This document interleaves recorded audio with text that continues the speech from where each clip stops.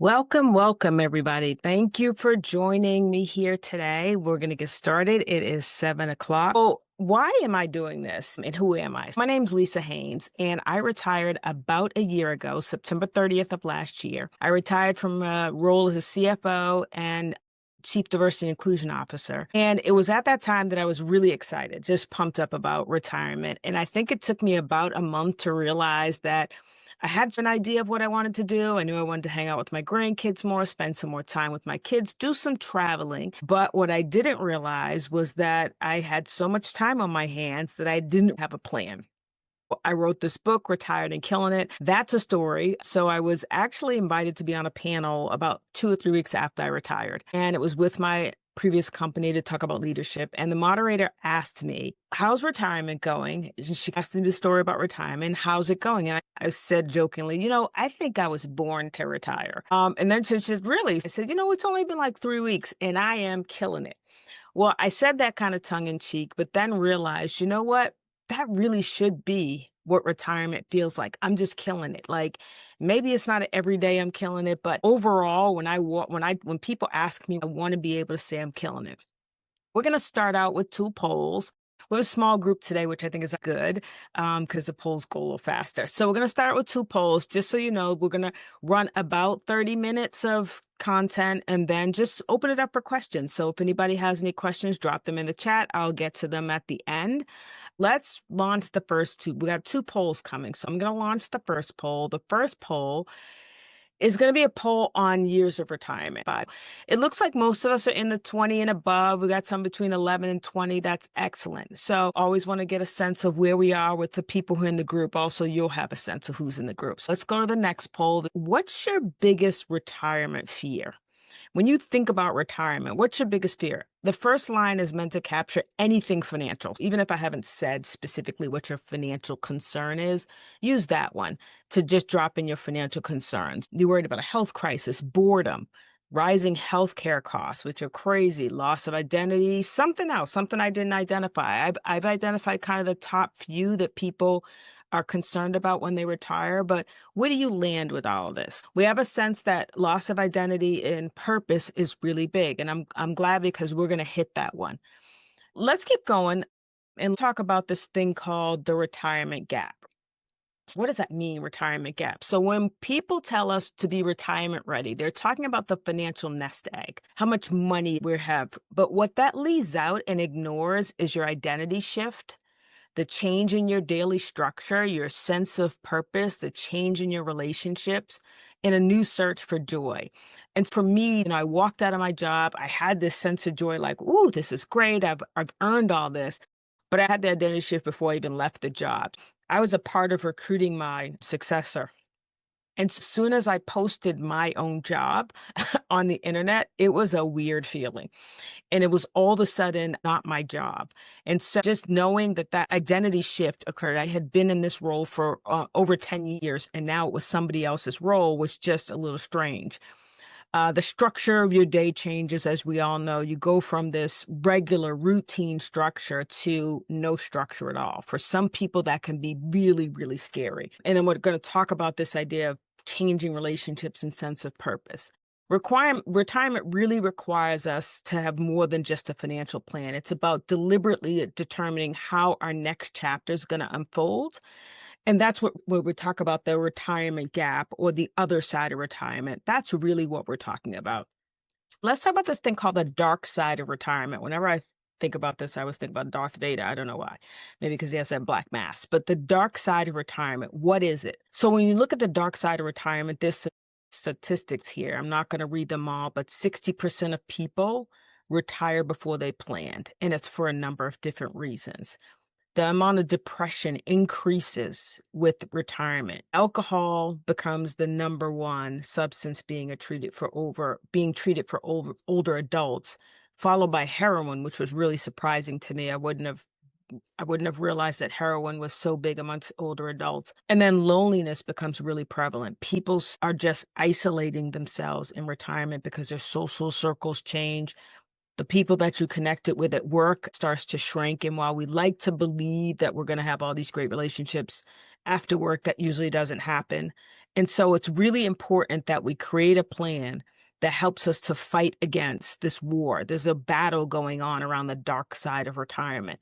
It's important that we have a plan that works against that dark side. We're going to talk about three things: identity, structure, and your community shift. Identity, structure, community shift.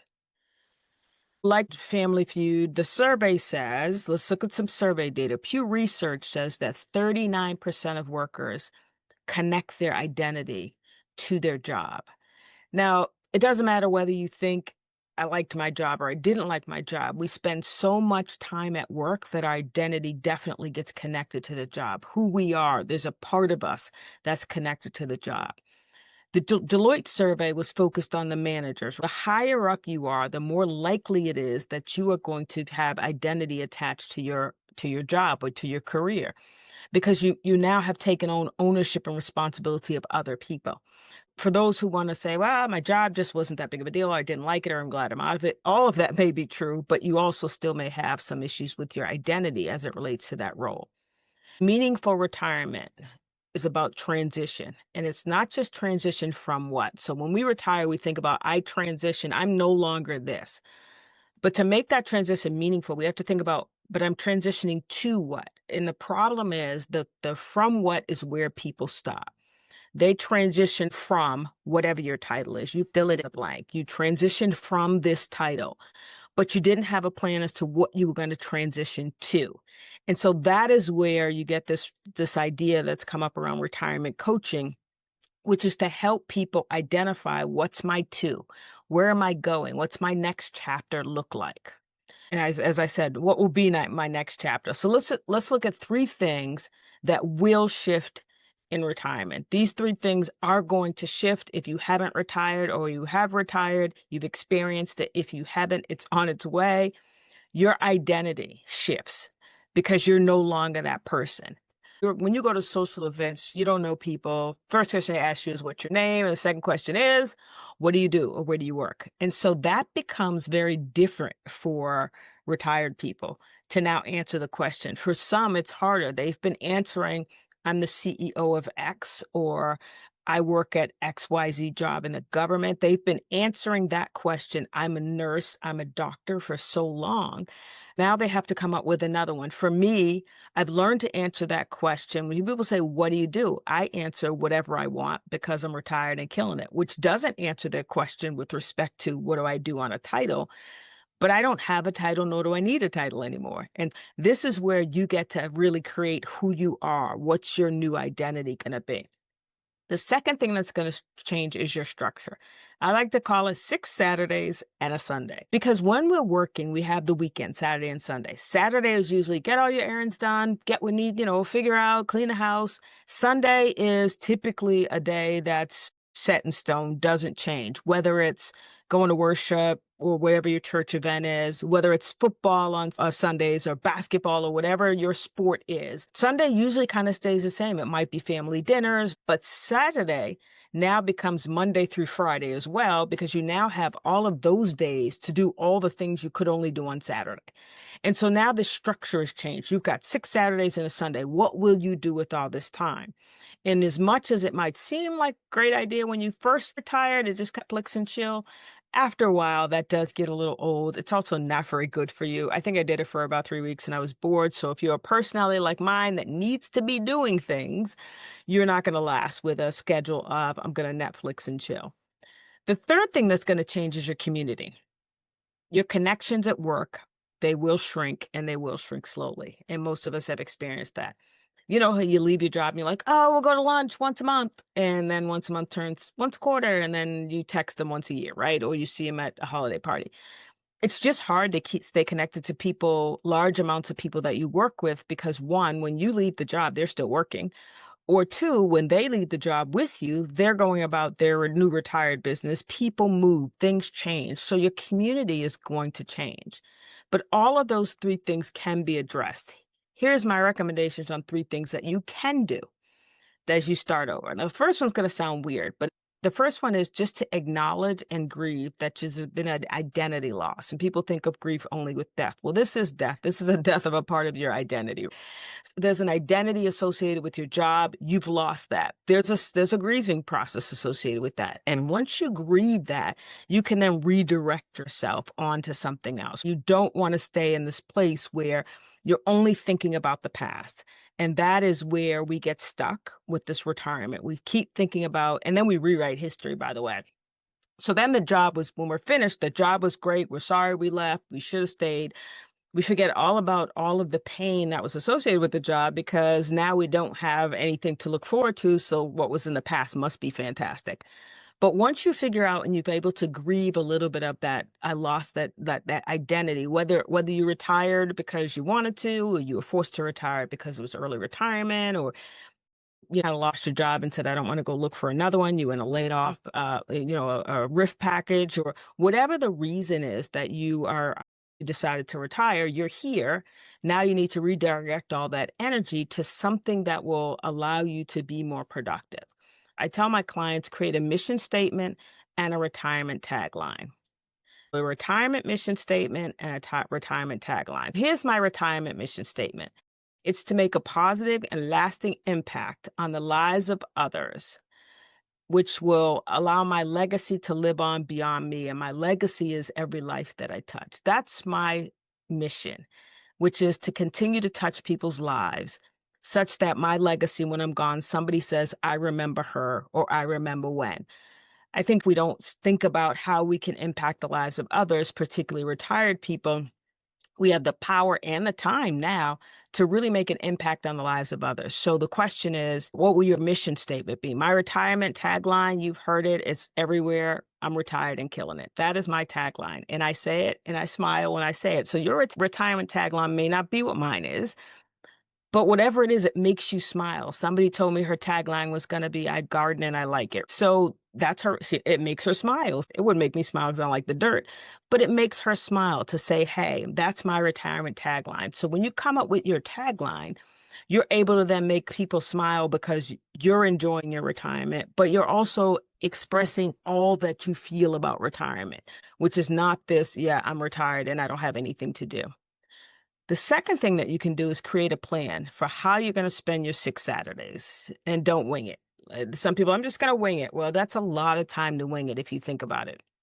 So me being the finance person that I am, I created a pie chart. And so my pie chart says, these are some of the things I want to do. So I want to be retired, but only 40% of the time. And then I want to do some retirement coaching, some executive coaching, some consulting, some speaking. Now, I did this probably a few months after I got into retirement, and this has already changed because there are way too many things in this pie chart. I'm like, that's exhausting. But I didn't think it was exhausting when I did it. But now I've already changed this. There are far fewer things on the left side of that pie chart. I still want to be retired 40% of the time. I still want to do some consulting, but I want to do less of dividing my time up because what I don't want to feel like is that I'm in a new hustle job. Whatever your decision is, I decided I don't want to be 100% retired yet. I just want to be 40% retired. I want to be able to do the things that I want to do when I want to do them. But I also want to continue to challenge myself. I also want to continue to help people. I want to continue to use my skills. Maybe yours isn't a pie chart because you're not a finance geek like me, but maybe yours is just a piece of paper that says, here are some things that I want to do in retirement. And here's maybe how much time I want to spend doing some of that. Right? And so that will help you structure a little bit. What might be retired includes exercise and all of that. That's all in the be retired, because to me, part of the retirement was being healthy. Right? So somebody said health issues. One of the things we have to do, and we're going to get into this in a minute, is continue to focus on being healthy, because the older we get, the more difficult that becomes. The third thing is to evaluate your networks. Just take a conscious look. What I have my clients do is actually write down everybody in their network, relationship network. Now, I don't mean people that you just know their name, but I mean people who are truly in your network. And then decide which ones you're going to invest in and which relationships maybe at this stage don't require you to invest anymore. Maybe they should go by the wayside. I call that the connections inventory. So you're going to look at the list of people and say, who do I stay connected to? Who do I build on a connection with? And who was great while I was working, but now maybe doesn't serve a purpose in this new stage I'm in. And that's not to get rid of people, but sometimes I believe in reason, season, and lifetime. And sometimes people's season is over and it's just time to move on. Now I'm going to move into at least two elements of my Killing It formula, and we'll start with the K. The first one is keep moving, and that's keep moving physically, that's keep moving mentally and socially. The medical news today says that the more you move, the less likely you are at risk of heart attack and stroke. No kidding. But they did an actual study that said that it decreased by 11%. Physical activity increased, that they decreased their risk by 11%. And for those who decreased their exercise, they increased their risk by 27%. So just by increasing your activity, you're giving yourself a better chance to stay away from some of those health issues. Assuming you're awake, let's say 12 hours a day, 7 days a week.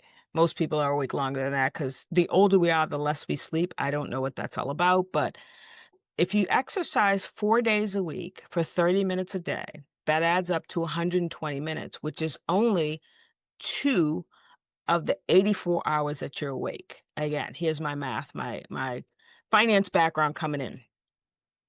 2.4% of the time is the amount of time you'd have to exercise to get 30 minutes a day, 4 days a week. And that amount of exercise can help reduce the risk of heart attack and stroke. If you're willing to consider, yes, I can do this short amount of exercise, then you can decrease your risk. So let's go back to a little survey and let's see where we are. So let's launch our next poll, which is the exercise poll.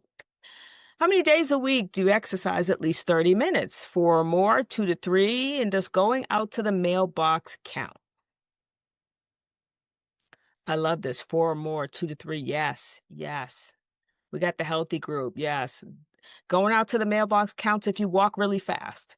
Just move those steps. Get some steps in going out to the mailbox. You can do it. So we've got a good number of people who are getting in the exercise, right? It's 30 minutes a day. You can do 30 minutes a day, whether it's to go for a walk, whatever you do. That is only 2 hours of your 84 waking hours. And then for those, I never want to leave out the fact that everybody can't exercise, right? Everybody can't go for a walk or whatever, but there are other exercises that you can do. And I can tell you that there are other exercises you can do because I watched my dad do a lot of different exercises after he had a stroke and he was wheelchair bound. And he used to love to walk, but he would still do exercises in his chair, whether it's arm exercises or whatever. And at the place he was, they had aerobics class. You can do exercises even if you're not physically able to do lots of walking or running or pickleball or basketball or whatever you love. Find your thing. Keep moving physically, keep moving mentally. What do we mean? Your brain is a muscle. You use it or you lose it. That doesn't account for, obviously, there's Alzheimer's and all kinds of things that come into play. But we've got to keep using our brain. When we are working, we're using that brain constantly, whether we like it or not. And sometimes we're using it on stuff that's kind of useless, but we're using the brain. We have to, when we retire, keep challenging it. And how can you use your brain? What will you do to challenge your brain? Well, there's Wordle. Okay, let me tell you about my love-hate relationship with Wordle. I love Wordle when I'm doing well and I have a really long streak. But when I lose my streak, I give up Wordle for long periods of time. And we are on a break right now because I'll be doing Wordle and I'll be doing great. I'll get up to like 50, 60 in a row. And then something will happen and I'll like miss a day. Not I didn't get the Wordle, I missed a day. And that really makes me mad because I feel like I should, like, it's okay to miss. It's just not okay to get it wrong. But Wordle is good. It's challenging. And New York Times actually has a few other challenging mind games. You can take a computer course. I always tell people after a certain age, don't get behind. Don't get too far behind. Try not to be like the person on, the Southwest Airlines where the lady's telling people how to connect to the Wi-Fi. And she says, and if you can't do it, ask the 8-year-old near you. Don't be that person that has to ask the 8-year-old. Try to stay as on top of things as you can. I realized that you won't be on top of everything. I am not, but I try to stay connected so that I at least have an understanding of what some of that stuff is. So keep challenging your mind.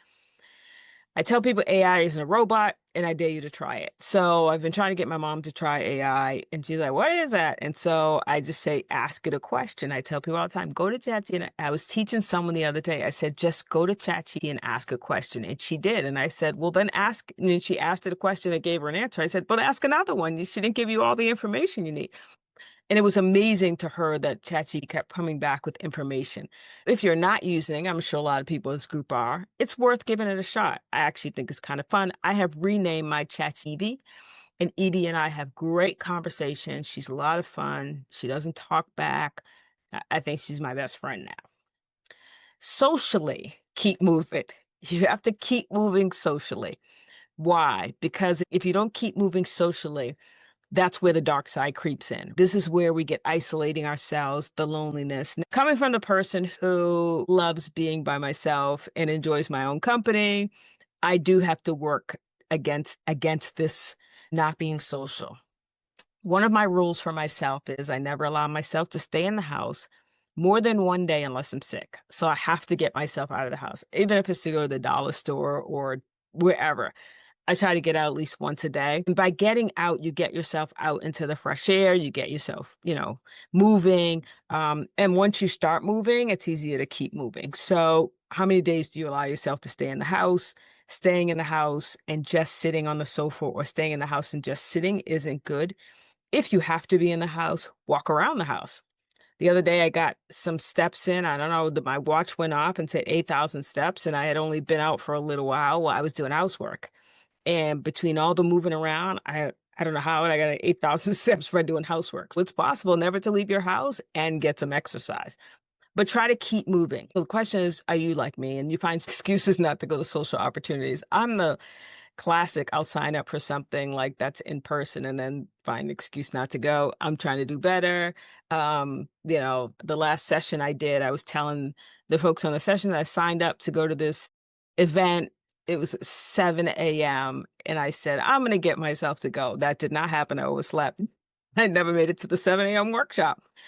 But I told myself I'm going to try to do things at least once or twice a month that are on a social scale, and maybe not a comfortable social scale. I'm trying to push myself to a little bit of uncomfortability. So I challenge you to consider doing the same, because the social part really is the part that leads to the isolation. It leads you to directions. You wind up in dark directions you might not want to be, because you're disconnected from people.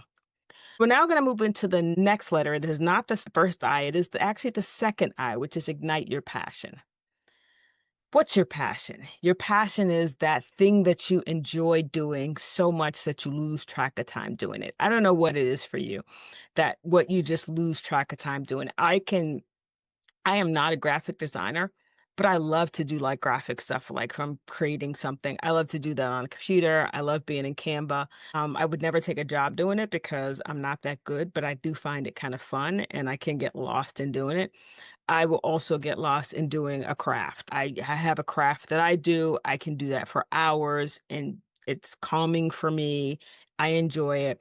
But finding that thing that you're passionate about, I'm passionate about this. I'm really passionate about helping people who stepped into retirement and said, whoa, nobody told me it was going to be like this. I have money, I have a pension, I have this, but no one told me I was going to have to figure out what to do with my life. That I'm passionate about because I understand it and I've been there and I'm now working myself through it. And so I want to help others through it. But find what you're passionate about, because finding your passion helps lead to your purpose. By finding this passion for me, it helped me lead to a purpose that said, hey, I can help other people. And I'm sure you have some gift, some talent that you can now use to help other people. Maybe you're an artist and maybe you can teach art.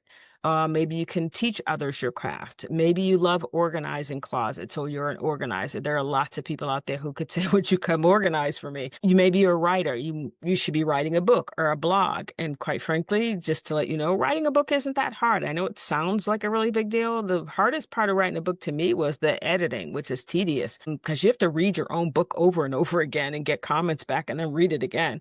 And then the publishing part of the book, you find somebody to do that for you. But if you can get the writing done, and there are books out there that can help you get the writing done. Some people out here should be writing a book. You've got stories to tell. Or maybe you're the person who's supposed to be writing the book about your family history. Think about that. Is there a sport you love where you could join a club or create a club? If you're a gym enthusiast and you go to the gym, is there somebody you could be an accountability partner for? Because they really need to go to the gym regularly, but they are struggling. I got a trainer. I've invested in a trainer myself, largely because I need the accountability. But she forces me to be at the gym to meet her. And then she also has to take a look at my diet and what I'm eating. And how does she know? Well, they have the scan thing at the gym, right? So it scans your body. And every month or so, well, I try to skip months, but every time she scans, she can tell whether I've been eating enough protein. She's like, oh, you lost a pound of muscle or you gained a pound of fat. That's my accountability. She's my accountability partner. Maybe you can be someone's accountability partner, or maybe you like to read. This is a generation who I'd love to see us get more into reading, this next generation. Maybe you can transfer your passion into younger people in your family so that they can become passionate readers, because I think that that is really something that's going to be lost, is reading. When you spend more time in your passion, you actually find your joy, because passion is that thing that helps you get to the next stages of the joy. On a poll, because I want to get a sense of how many people actually have an idea of what their passion is. It looks like 67% of people know what their passion is. That's great. For the 33% who said, I don't know what my passion is, it's okay. Keep looking for it. Like, figure out, what is it I love to do? When you start doing something, do you lose track of time doing it? Because if you do, if you lose track of time, you are discovering your passion. And your passion may be something that you can actually turn into a side hustle. If it's you're passionate about it, it may work for somebody else. It may be something someone else needs. And maybe you don't want it to be a side hustle. Maybe you just want it to be a passion. That's okay too. Make your passion and use it to create joy for yourself. Retirement is more. It's more than just finances. It's designing your next best chapter. We talked about 2 elements from my Killing It formula. Keep moving and ignite your passion. They're both keys to being fulfilled in retirement. What are your next steps? 1, I'm going to send you an email. You can download the checklist that you'll see. I won't put the link in the chat. They told me that didn't work last time, so I'm just going to send them to you. I'm also going to send you in that email, if you haven't purchased my book and workbook, I'm going to send you a coupon code for 15% off the combo. So if you'd like to purchase that, please feel free to. You can also find the book on Amazon. It's available. The workbook is not available on Amazon because they don't do that, but the book is available on Amazon. Workbook is available on my site. How can I be reached? Well, there's a QR code that will take you to the site. Retired and Killing It. There's a book, there's a digital workbook, there's a consultation if you'd like one, there's workshops, there's even apparel on the site. You can follow us on Facebook and Instagram, Retired and Killing It. All things Retired and Killing It, you'll be able to find us. So thank you all for hanging out with me. And I tell you all, whatever you do, just keep killing it.